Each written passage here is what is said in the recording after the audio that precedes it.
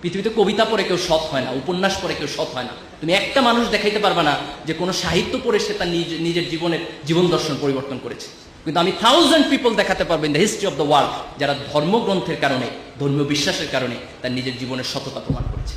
যে ব্যক্তি যে মসজিদে যায়, যে যায় না তার চেয়ে সে ভালো মানুষ। যে মন্দিরে যায়, যে যায় না তার চেয়ে সে ভালো মানুষ। যে গির্জায় যায়, যে যায় না তার চেয়ে সে ভালো মানুষ। পৃথিবীর কোনো ধর্ম মানুষকে অন্যায় শেখায় না, পৃথিবীর কোনো ধর্ম মানুষকে মিথ্যা কথা শেখায় না, পৃথিবীর কোনো ধর্ম মানুষকে নগ্নতা শেখায় না, পৃথিবীর কোনো ধর্ম মানুষকে অশ্লীলতা শেখায় না। কিন্তু তুমি তোমার ধর্মের কাছে ফিরে যাও। একটা ধর্মহীন সমাজ করে আমরা মানুষের সমাজ বানাতে পারবো না। আজকে পাশ্চাত্যের সমাজ তো মানুষের সমাজ নাই, এটা অমানুষের সমাজ হয়ে গেছে, ভয়ঙ্কর অমানুষের সমাজ হয়ে গেছে। এই ধর্মহীন পাশ্চাত্যের সমাজ যেন আমাদের টার্গেট না হয়। তোমাকে একটা জিনিস মনে রাখতে হবে, তুমি পরিশ্রম করবা, তুমি তার ফলাফল পাবা।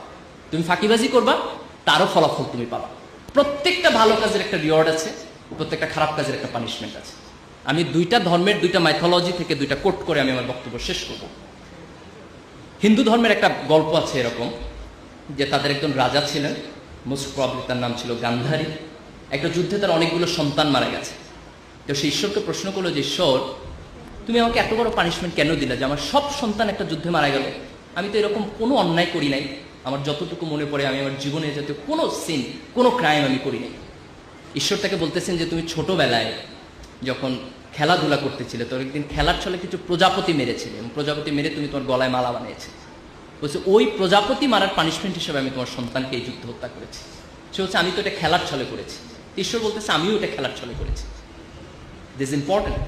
সে তার ছোটবেলায় একটা জীবকে হত্যা করেছে, হয়তো বুঝে নাই, but that wrong did punishment হিসেবে তার জীবনে ফেরত এসেছে।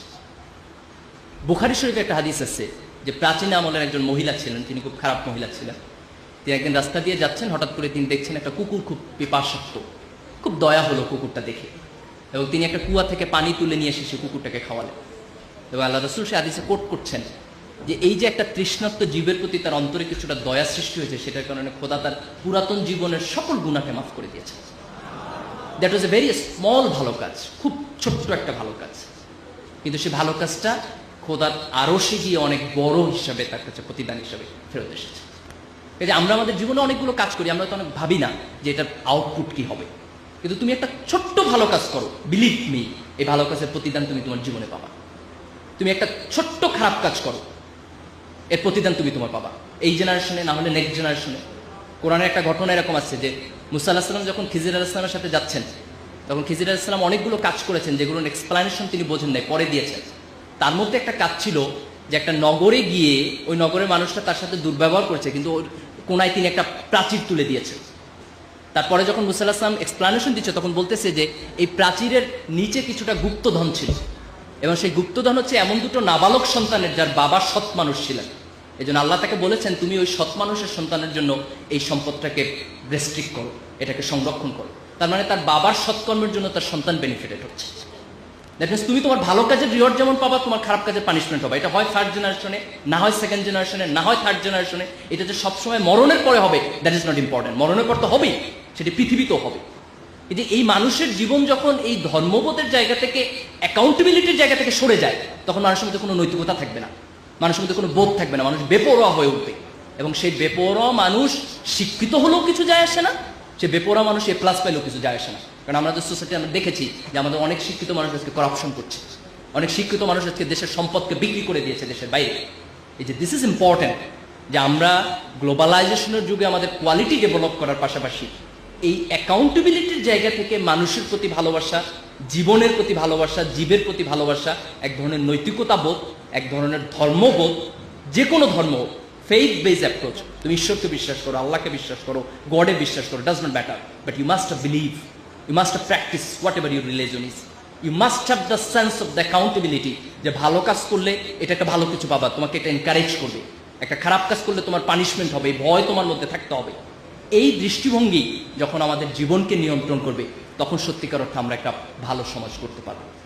আমি আশা করি যে এই তরুণ প্রজন্ম নিঃসন্দেহে আমাদের অতীতের সব ব্যর্থতা থেকে কাটিয়ে উঠে একটা নতুন বাংলাদেশ আমাদেরকে দিবে।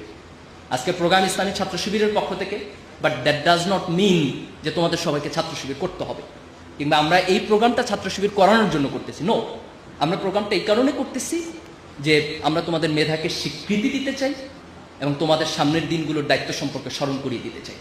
You may not agree with me about the function of Chhatra Shibir, কিচ্ছু যায় আসে না তাতে, কিন্তু তুমি বাংলাদেশকে ভালোবাসার ব্যাপারে তোমার সাথে একমত হবা, তুমি সততার ব্যাপারে তোমার সাথে একমত হবা, তুমি তোমার ধর্মের ব্যাপারে তোমার সাথে একমত হবা। কিছু মানুষ যদি তৈরি হয় যারা দেশকে ভালোবাসবে, মানুষকে ভালোবাসবে, সৎ হবে, নিজের ধর্মকে পালন করবে, দিস ইজ এনাফ। এর বাইরে পলিটিক্যাল অ্যাটিটিউড থেকে আমাদের সাথে একমত হইতে হবে। We do not need that, we never expect that. একটা সমাজের মধ্যে ডিফারেন্ট পলিটিক্যাল আইডিওলজি থাকবে, থট থাকবে, যে যেটা পছন্দ করবে সেটা করবে। এই গণতান্ত্রিক সমাজের প্রতি আমাদের পূর্ণ আস্থা আছে, কিন্তু আমরা আশা করি এই তরুণ প্রজন্ম অন্তত মানুষকে ভালোবাসার শিক্ষাটুকু পাবে, দেশকে ভালোবাসার শিক্ষাটুকু পাবে, তারা তাদের রিলিজিয়াস বেসড একটা সোসাইটি গড়ে তোলার জন্য চেষ্টা করবে, এবং সেই জায়গা থেকে আমরা সবাই মিলে একটা বাংলাদেশ করব।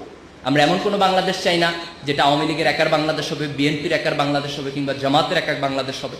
আমরা একটা বাংলাদেশ চাই যেটা 15 কোটি মানুষের সম্মিলিত বাংলাদেশ হবে। এই বাংলাদেশ আমরা সবাই মিলে গড়ে তুলব, এই আশাবাদ ব্যক্ত করে, এবং আগামী দিনে তোমাদের কাছ থেকে এই দেশ তার আশা পূর্ণ হবে, এভাবে যোগ্যতা সম্পন্ন হিসেবে তোমরা নিজেদেরকে গড়ে তুলবা, এই আশাবাদ ব্যক্ত করে, এবং আজকের প্রোগ্রাম যারা অর্গানাইজ করেছেন তাদের সবাইকে ধন্যবাদ জানিয়ে আমার বক্তব্য শেষ করছি। আল্লাহ হাফেজ, বাংলাদেশ জিন্দাবাদ।